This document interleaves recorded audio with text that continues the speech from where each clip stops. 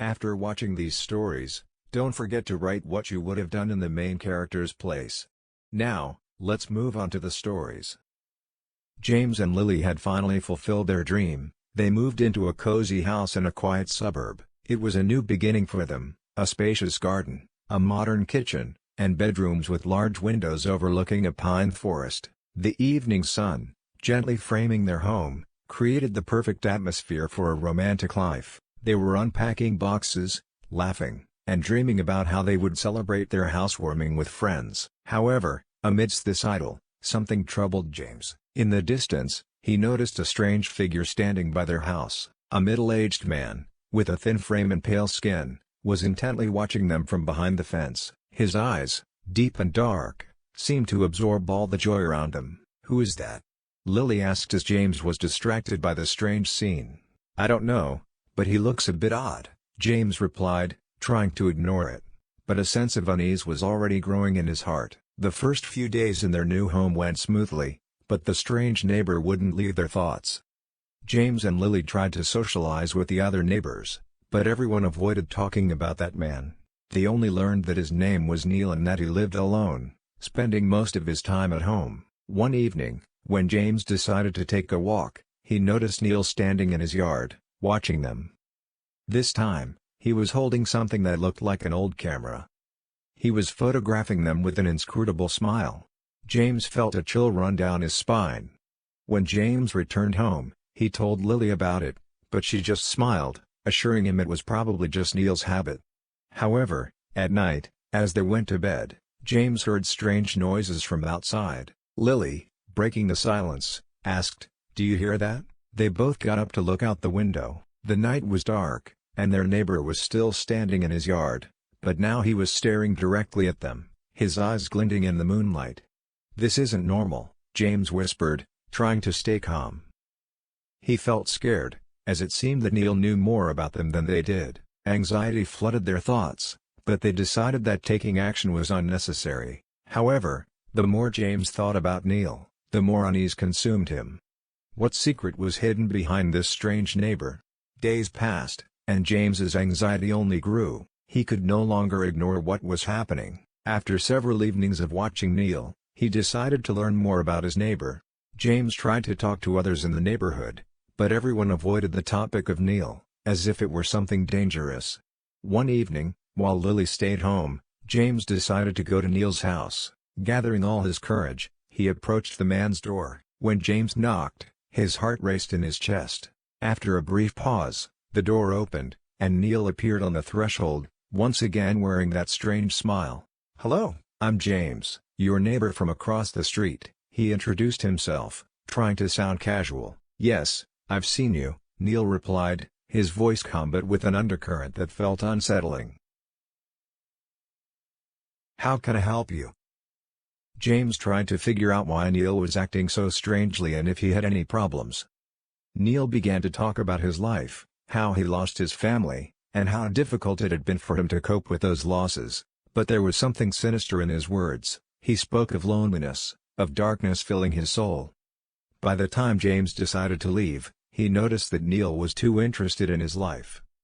Neil asked strange questions about James and Lily, seeming to gather details to keep tabs on them. Returning home, James felt that something was wrong. Lily noticed his change in mood and asked what happened. James told her about his encounter with Neil, and they decided that something needed to be done. The next day, as James was returning home from work, he saw Neil standing in his yard, staring at their house. This time, he was holding a large black bag. James stopped, bewildered.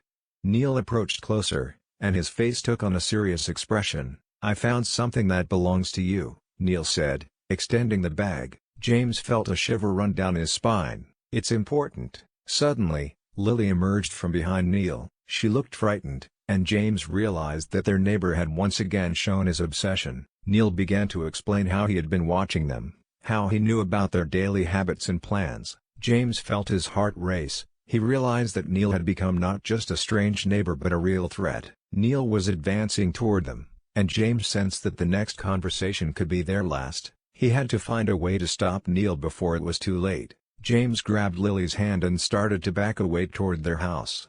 But Neil, with unpredictable aggression, began to pursue them, his voice sounding terrifying and loud. "You can't run away from me. I just want to protect you." The climax arrived. James and Lily, distressed and frightened, understood that they had to confront Neil and uncover his secret. It was a matter of life and death. James and Lily, feeling fear but also determination, rushed inside their house, locking the door behind them. Their hearts raced as they listened to Neil standing on the doorstep, shouting strange phrases that made no sense. "You don't understand, I just want to help you," he repeated, his voice mixing with the anxious whisper of the wind. James quickly called the police, explaining the situation, but it ultimately didn't seem enough. They knew they couldn't wait for help because Neil had become dangerous. "We have to do something, Lily," James exclaimed in a panic. They began to brainstorm a plan to avoid Neil and figure out what his obsession was. Lily suddenly remembered the old garage they had recently explored. "Maybe he left something there. Let's check it out," she suggested. They headed to the garage, hoping to find something that would help them understand what was happening with Neil. When they reached the garage, James and Lily started searching through the old things. Suddenly, James came across a box of photographs. When he opened it, he discovered that it contained pictures of Neil with other people, his former neighbors whom he had also stalked. The photos depicted happy moments, but some looked unsettling, with hints of anxiety in the expressions. "This isn't normal," James said as Lily looked at the photographs. They realized that Neil had his own story, full of loss and loneliness, but his obsession with people had turned into something horrifying. Suddenly, they heard footsteps. Neil was nearby again, and his shadow fell across the garage. James and Lily, understanding that time was running out, hid behind the boxes, trying not to reveal themselves. "I know you're in there," Neil shouted, his voice filled with anger. "You can't just leave. I can help you if you just let me." James and Lily decided to come out and try to talk to him. They knew they needed to understand why Neil was behaving this way. As they stepped out, Lily approached Neil and tried to calm him down. "Neil, we want to understand. What happened to you? Why are you following us?" she asked, trying to stay calm.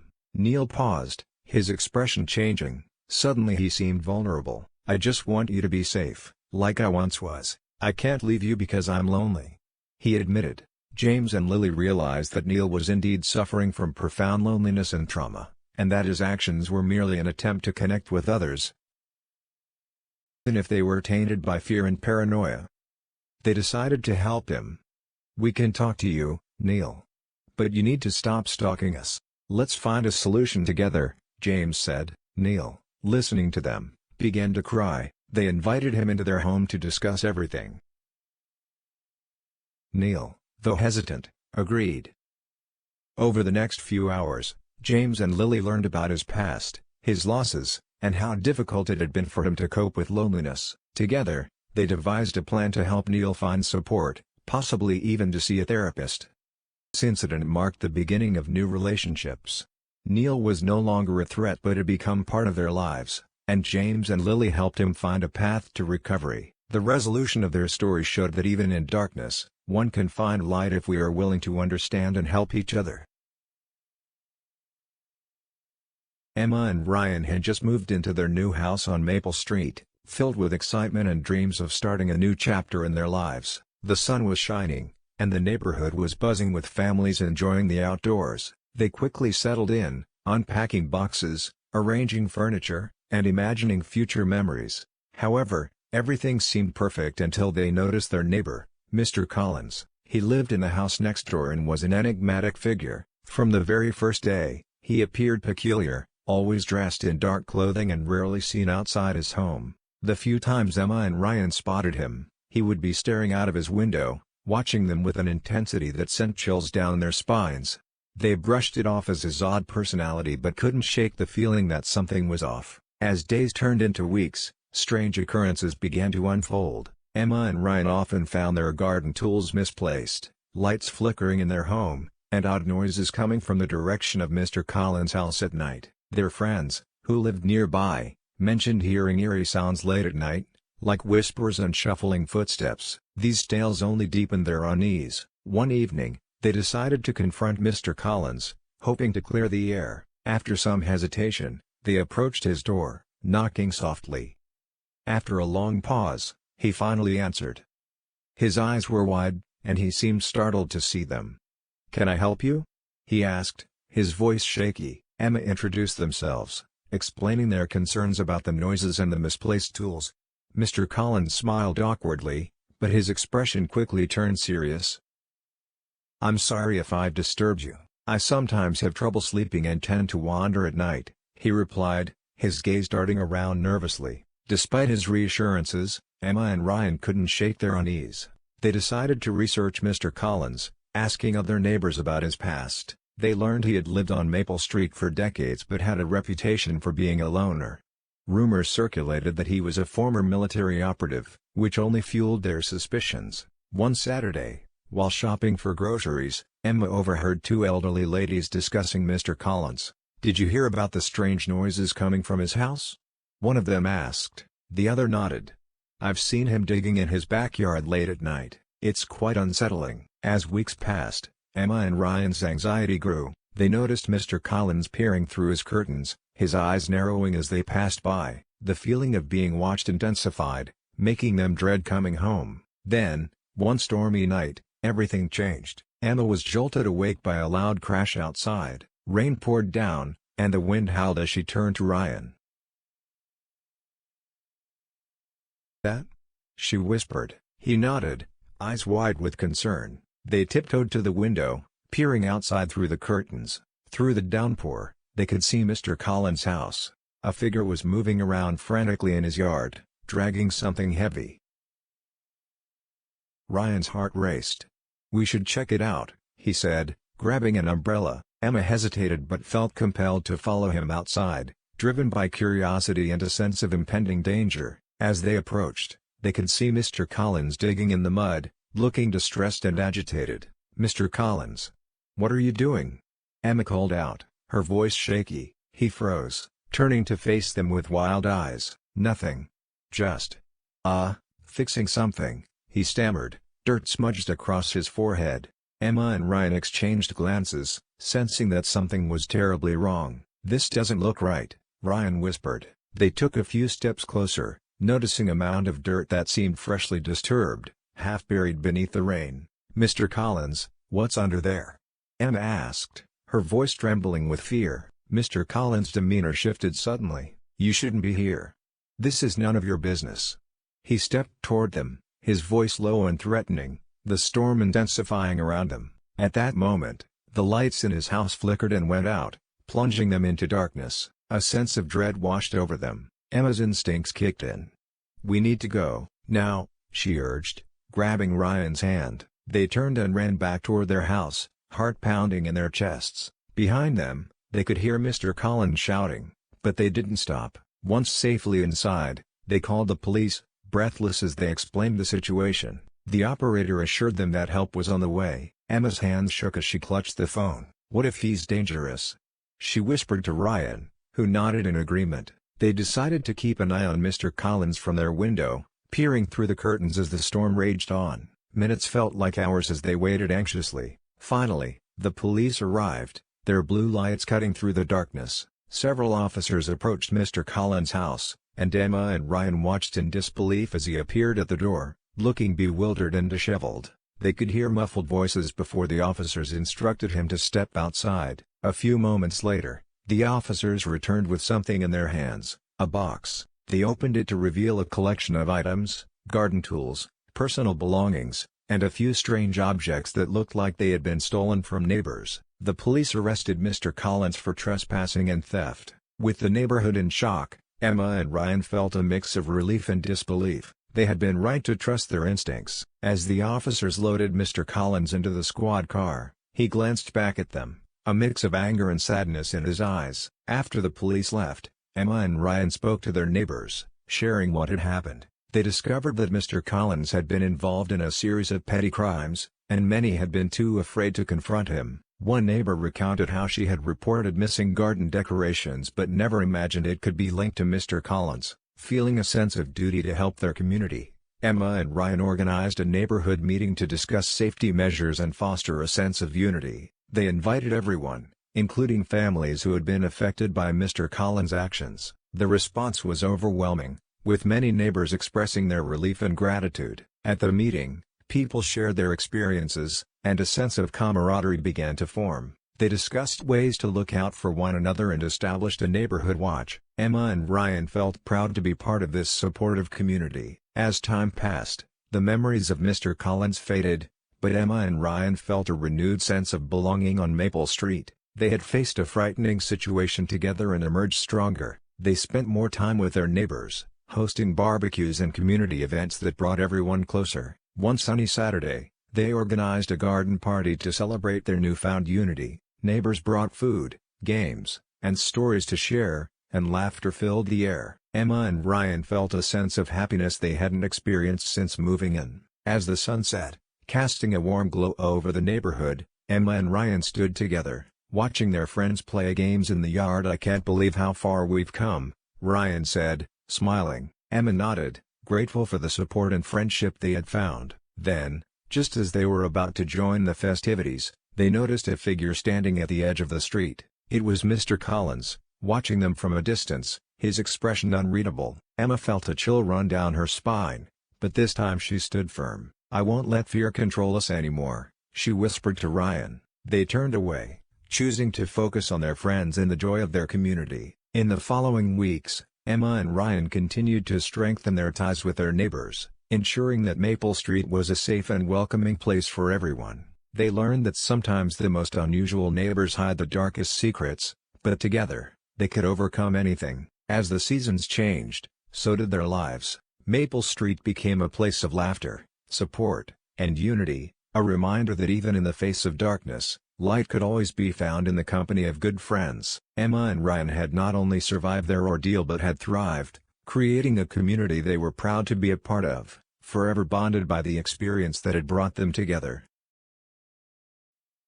Lily and Mark had just moved to Willow Lane, excited to start a new life in a quaint town. Their charming, two-story house was surrounded by lush greenery, and the neighbors seemed friendly as they waved and welcomed them during their move-in. However, there was one house that stood out among the rest, a dilapidated, overgrown property at the end of the street that belonged to a reclusive man named Mr. Thompson. Mr. Thompson had lived on Willow Lane for as long as anyone could remember, but he rarely ventured outside. Rumors swirled among the neighbors about his strange behavior. Some said he was a retired scientist who had gone mad, while others claimed he was a hoarder with a house full of oddities. Lily and Mark were intrigued but also a little wary, especially after hearing tales of strange lights flickering in his windows at night. One afternoon, while unpacking in their backyard, Lily noticed a flickering light coming from Mr. Thompson's property. "Have you ever seen him outside?"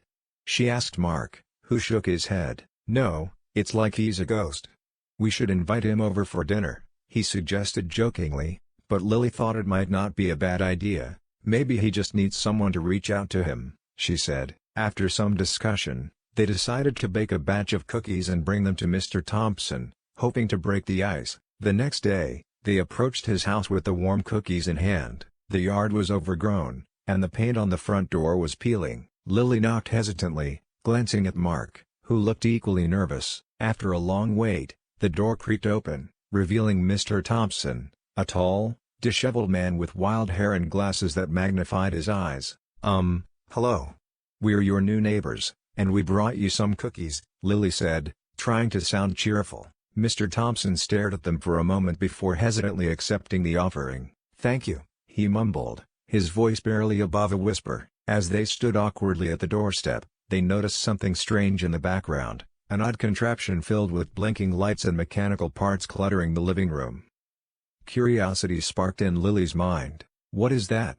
she asked, pointing to the contraption. Mr. Thompson's eyes lit up for a moment, but he quickly regained his composure. "Just an experiment," he replied cryptically. "I'm working on something." They thanked him and turned to leave, but Lily felt compelled to ask one more question. "Is everything okay? You seem a little lonely." He paused, his expression softening briefly before he shut the door without a word. Over the next few weeks, strange occurrences began to unfold on Willow Lane. At night, flickering lights emanated from Mr. Thompson's house, casting eerie shadows on the street. Neighbors whispered about the noises, clanking, whirring, and even occasional bursts of colorful sparks that lit up the dark sky. One evening, curiosity got the better of Mark and Lily. They decided to investigate. Armed with flashlights, they crept down the street towards Mr. Thompson's house, careful not to alert him. They reached the edge of his yard, peeking through the overgrown bushes. To their shock, they saw Mr. Thompson working feverishly at his contraption in the dim light, surrounded by an array of odd gadgets and wires. As they watched, the machine suddenly whirred to life, emitting a bright flash of light and a strange, whirring noise. It looked like something out of a sci-fi movie. "Should we knock?" Mark whispered, but Lily shook her head, captivated by the sight. They stepped closer, trying to get a better look, but a loose branch snapped underfoot. Mr. Thompson turned suddenly, his eyes narrowing as he scanned the darkness. Before they could react, he shouted, "Who's there?" Panic surged through Lily and Mark as they ducked behind a nearby bush, heart racing. "Stay away!" Mr. Thompson shouted, but curiosity got the better of them. They peeked out again, and to their surprise, he was walking toward them, his expression less threatening than before. "If you want to know, just ask," he said, his voice calmer now. Feeling a mix of fear and intrigue, Lily stepped out from behind the bush. "We just wanted to know what you're working on," she admitted. Mark followed suit, a nervous smile on his face. Mr. Thompson hesitated, then sighed, the tension in his shoulders relaxing. "Fine. Come inside if you want to see." They cautiously followed him into the house, which was cluttered with books, gadgets, and unusual inventions. Mr. Thompson explained that he was a retired engineer who had spent years trying to create a machine that could harness renewable energy from the wind. "I know it looks chaotic, but I'm close to a breakthrough," he said, a glimmer of passion in his eyes. Lily and Mark listened intently as he showed them blueprints and prototypes, his enthusiasm contagious. "I just wanted to make a difference, but the world isn't ready for my ideas," he confessed, a hint of sadness in his voice. As they spent more time with him, they learned about his life, his past successes, and failures. They discovered that he had been shunned by the scientific community for his unconventional ideas and had retreated into solitude. Realizing that Mr. Thompson wasn't dangerous but rather misunderstood, Lily and Mark decided to help him. They suggested organizing a neighborhood science fair to showcase his inventions and gather support from the community. "You deserve to be recognized for your work," Mark encouraged. With Lily and Mark's support, Mr. Thompson reluctantly agreed to participate in the science fair. They spent weeks preparing, reaching out to neighbors, schools, and local businesses to create excitement around the event. On the day of the fair, Willow Lane was buzzing with activity. Families gathered in front of Mr. Thompson's house, eager to see his inventions. Lily and Mark stood proudly beside him as he presented his work, explaining the science behind each prototype. To their delight, the community embraced Mr. Thompson's passion. Many people expressed interest in his ideas, and local media even covered the event, bringing newfound attention to his work. The warmth of the neighborhood enveloped him, erasing years of isolation. After the fair, Mr. Thompson found himself surrounded by new friends and supporters, eager to collaborate on his projects. For the first time in years, he felt a sense of belonging. Lily and Mark smiled, knowing they had made a positive impact on their community and their neighbor's life. As the sun set on Willow Lane, Mr. Thompson invited Lily and Mark inside for a celebratory dinner, and they laughed together, forging a bond that would last. The secret of Willow Lane had been revealed, transforming not just Mr. Thompson's life but the entire neighborhood, reminding everyone that sometimes a little curiosity and kindness can change everything.